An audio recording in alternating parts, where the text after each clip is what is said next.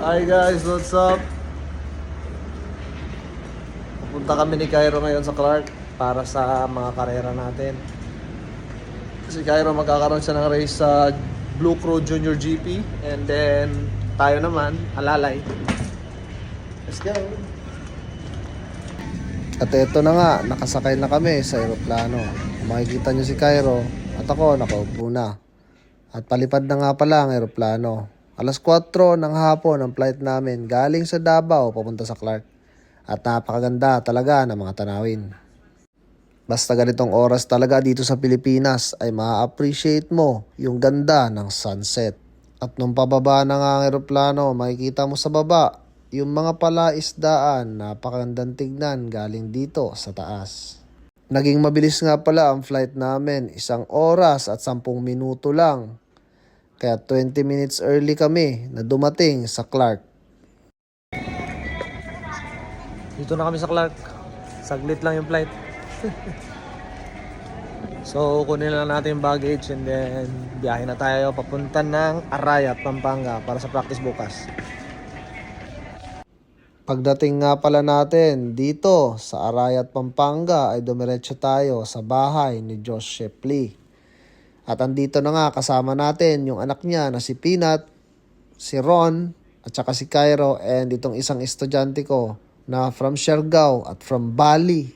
Siya nga pala, si Jensen Cowen. Siya ang bagong estudyante natin, natuturuan natin mag-motocross. At ito nga pala si Josh. Siya ang may-ari ng bahay na to. Napakaganda ng bahay niya kasi may racetrack sa loob ng compound.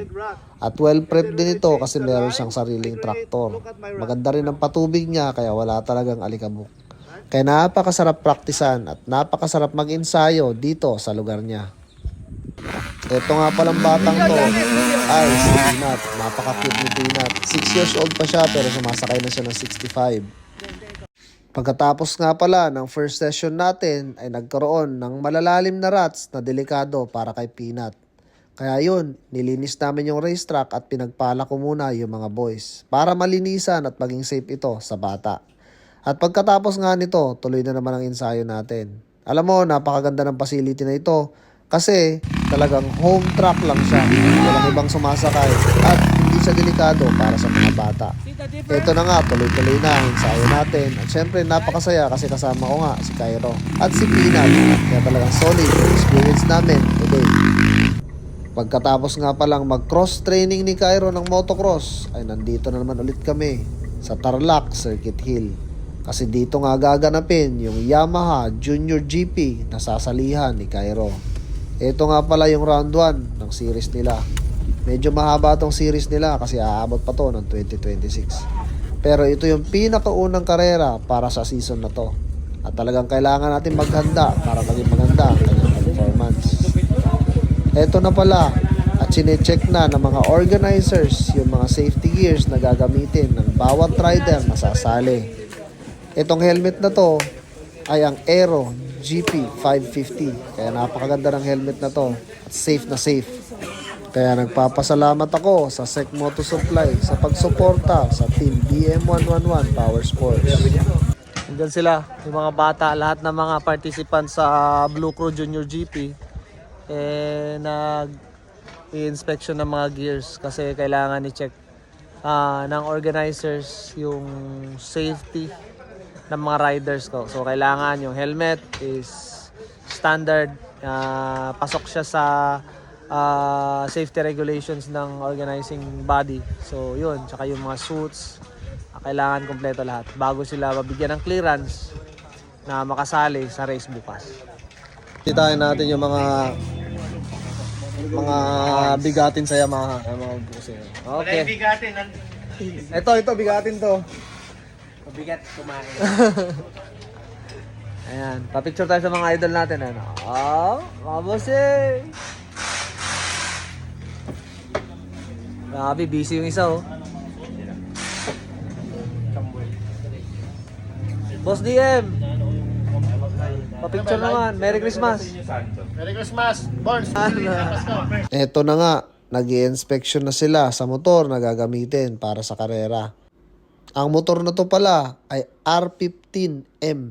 Ito yung pinakabagong R15 ng Yamaha.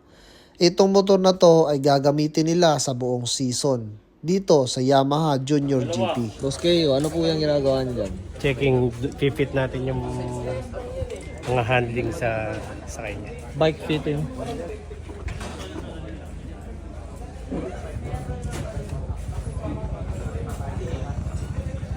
Hindi ka pa magpa-adjust din pagkatapos may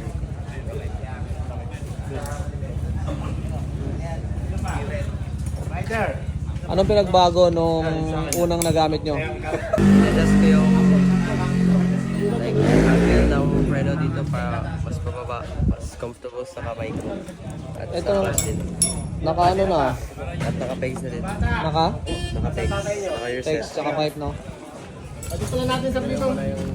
Pagkatapos nga pala ng bike fitting, para maging maganda yung handling ng motor para sa rider, ay diretso na sila dito sa video shoot at pictorial. Importante kasi ito sa programang ito para makilala natin yung mga rider na sasali. At diretso na nga pala kami dito sa hotel na tutulugan namin. Kasi medyo mainit sa racetrack kanina at gusto na nating magpahinga. Maraming salamat nga pala sa lahat ng mga nanonood ng video namin. At subaybayan nyo nga pala itong journey ni Cairo sa Yamaha Junior Dito GP. tayo for 2 days. La Maharlika Hotel.